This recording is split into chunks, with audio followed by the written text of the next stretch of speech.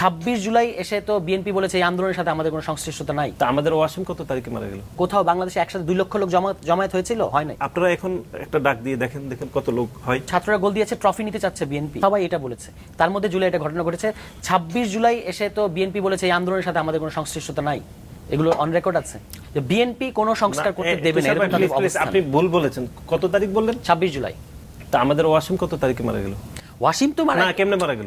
না কেমনে আমাদের আপনি কিভাবে মারা গেল? একটা বাংলাদেশ একটা তো সংগঠন আমাদের একদম শহর থেকে গ্রাম অঞ্চলে প্রত্যেকটি এবং ওয়ার্ড থেকে শুরু করে প্রত্যেক জায়গায় আমাদের একটি সাংগঠনিক স্ট্রাকচার রয়েছে।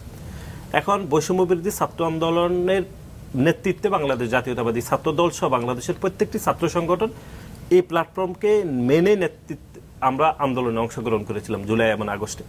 কিন্তু আপনি দেখেছেন যে 5 আগস্ট ছাত্র জনতার গণ অভ্যুত্থান সফল হওয়ার পরে সে আন্দোলনের প্ল্যাটফর্মটিকে ব্যবহার করে আমরা দেখেছি অন্য কোনো রাজনৈতিক দল যারা এই ব্যানারের অধীনে কাজ করেছে অথবা সমন্বয়ক দায়িত্ব পালন করেছে, সহ-সমন্বয়ক, তাদেরকে এক ধরনের বাদ দিয়ে এই বৈষম্য বিরোধী ছাত্র আন্দোলন তার একটা নিজস্ব প্ল্যাটফর্ম করেছে, যেখানে কন্ডিশন দেওয়া হয়েছে যে অন্য যে ছাত্র সংগঠনগুলো ওইখানে কাজ করেছে আন্দোলনে তাদেরকে যদি এখনকার 5 আগস্ট ছাত্র জনতার গণ অভ্যুত্থান পরবর্তী সময়ে যে বৈষম্য বিরোধী আন্দোলন সেখানে আসতে হয়েছে, তাদেরকে তার নিজ সংগঠনকে পদত্যাগ করে তারপর আসতে হয়েছে।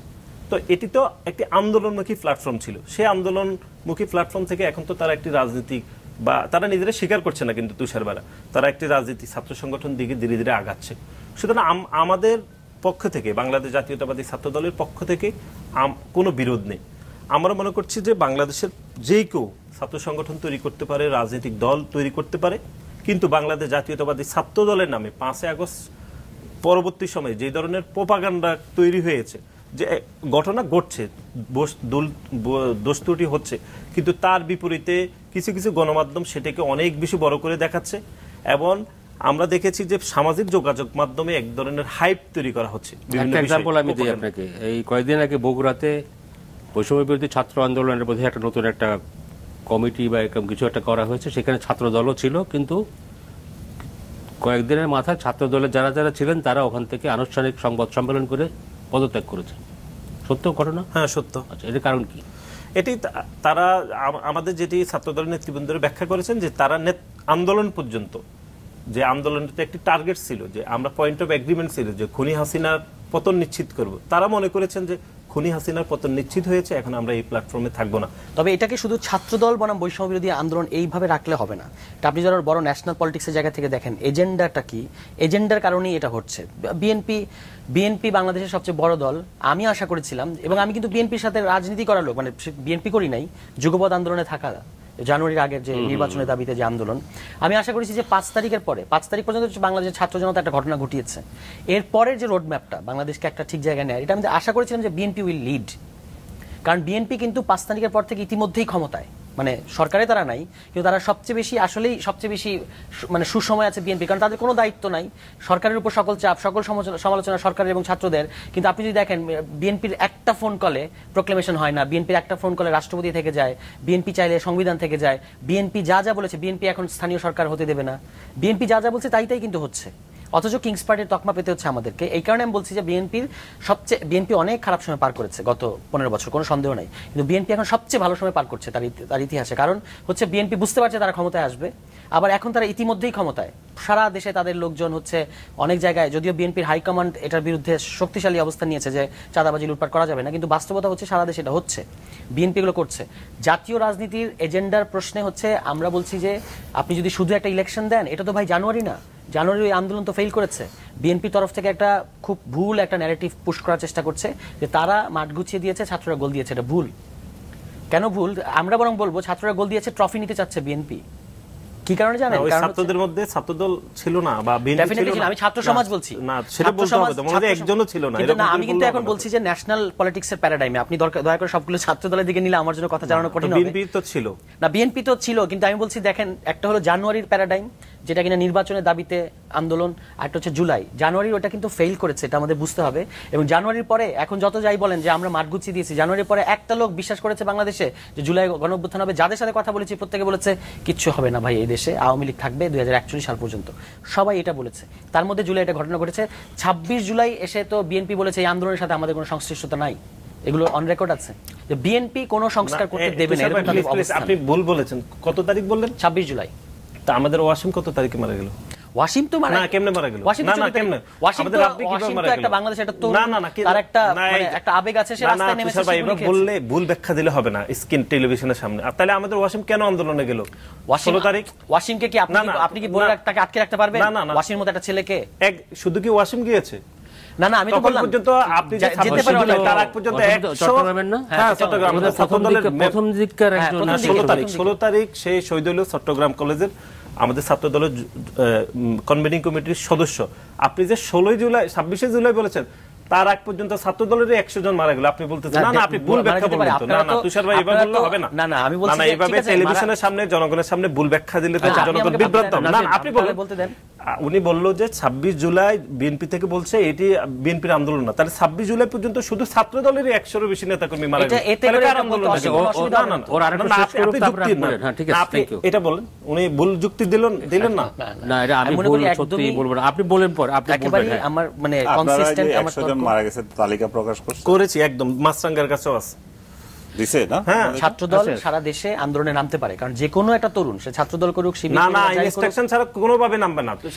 আপনারা গোপনে দিতে পারেন, না না কোনো গোপন না, প্রকাশ্যে দিচ্ছে। আমি আন্দোলনে গিয়েছি, আমি নাসির গিয়েছি, তাহলে আমার নেতাকর্মী যাবে না? উই অ্যাপ্রিশিয়েট দ্যাট, কিন্তু আমি তো 19 তারিখে গুলিবিদ্ধ হয়েছে, আপনি 26 তারিখের বয়ান দিলে হবে না। ছাত্রদলে নিয়ে গেলে আমি 19 তারিখে গুলিবিদ্ধ হয়েছে, তাহলে আপনি বললেন কিভাবে?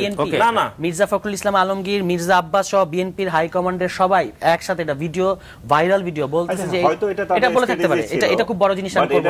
না না না, ভুল বলেছে। আমি বলছি, আমি অনেক জামাত এবং বিএনপির আন্দোলনে ছিল এবং দীর্ঘদিন ছিল, তারা সংগ্রাম করছে। কিন্তু এটা মনে রাখতে হবে যে আন্দোলনটা তারা ছিল, তারা সহযোগিতা করেছে। কিন্তু আমি যেটা পয়েন্ট মেক করতে চাচ্ছিলাম যে জানুয়ারিতে এক ধরনের একটা আন্দোলন ছিল নির্বাচনের দাবিতে।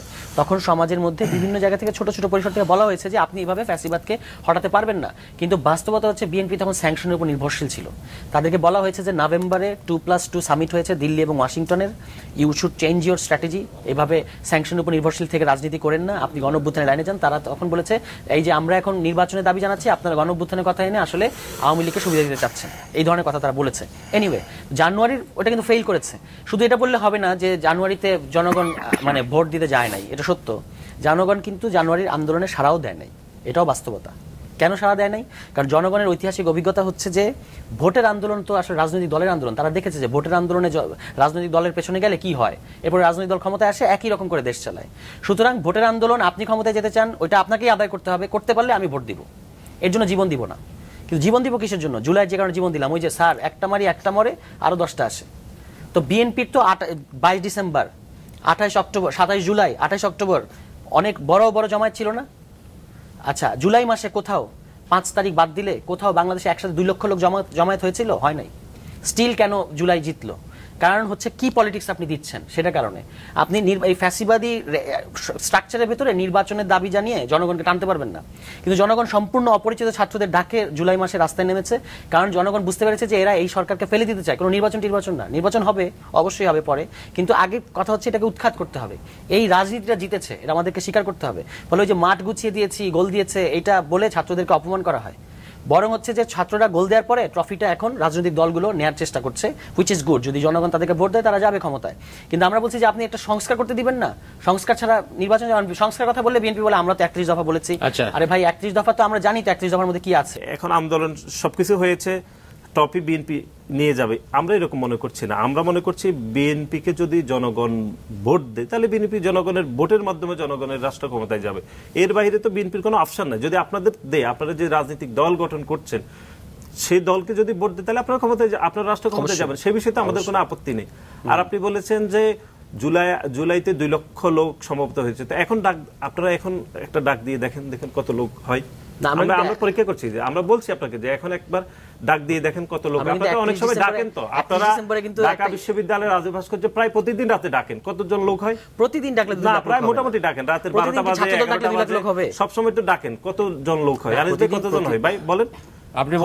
আপনি বলছেন কম হয়, খুবই কম হয়। আমরা সেটা বলছি না। কেন মনে হয় আপনার? কারণ যে গণ আকাঙ্ক্ষার প্রতিফলন জুলাই এবং আগস্টে হয়েছে, মানুষ যেই ডিমান্ড করেছে, যে পয়েন্ট অফ এগ্রিমেন্ট, সেটি মানুষ নিশ্চিত করেছে, যে খুনি হাসিনার পতন নিশ্চিত করেছে। এখন এই 5 আগস্ট ছাত্র জনতার গণ অভ্যুত্থান পরবর্তী সময়ে এই অন্তর্বর্তীকালীন সরকার রাষ্ট্র ক্ষমতায় রয়েছে, সংস্কার কমিশন হচ্ছে, সেই সংস্কার কমিশন রিপোর্ট জমা দিচ্ছে। জনগণ চায় যে দ্রুত সময়ের মধ্যে একটি জনগণের সরকার প্রতিষ্ঠা নির্বাচনমুখী